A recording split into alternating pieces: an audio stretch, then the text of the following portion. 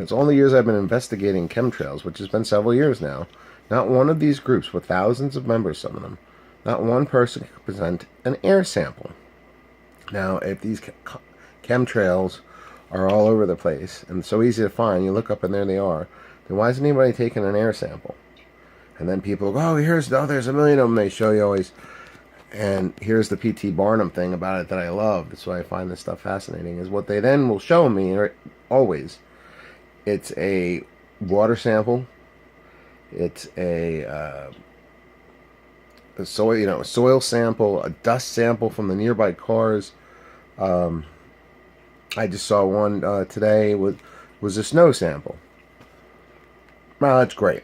And in these samples, the dust in the car and in the different places, which are actually miles away from where the trail was seen in the air anyway, miles away, because the human eye sucks at a judge anyway. So they really, when they've actually tested people giving this, and their depth perception of where they think the plane was and where they're actually testing is usually way off by miles.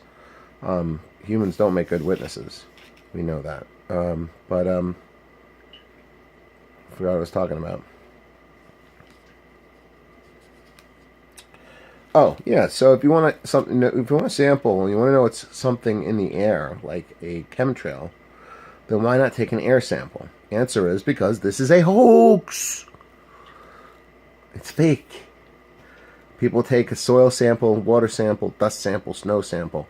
There's 1,000 million variables where any chemicals that they find in those things could be from any factory floating particle in the air. There's absolutely no way to tell. But an easy way to tell what's in a chemtrail would be to sample it. And I'm sure in the air, and I'm sure people have, but when they do, they find that it's water vapor, and they feel foolish, so nobody reports on that. So, NASA takes air samples all day long. Why isn't anybody else? And that's for me the reason why I just can't believe that there's anything in there that we don't know about. That stratosphere, you wouldn't see it anyway. It's too low. The technology is just not there. I don't think it's there. It'd be great if it was. Hoax. Chemtrails.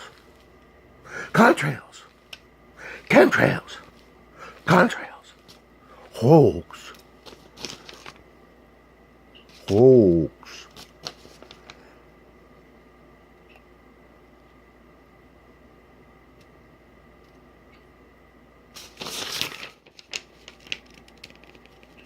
So in conclusion, ladies and gentlemen, keep your eyes on the skies and keep your nose to the hose. In conclusion, ladies and gentlemen, keep your eyes to the skies and keep your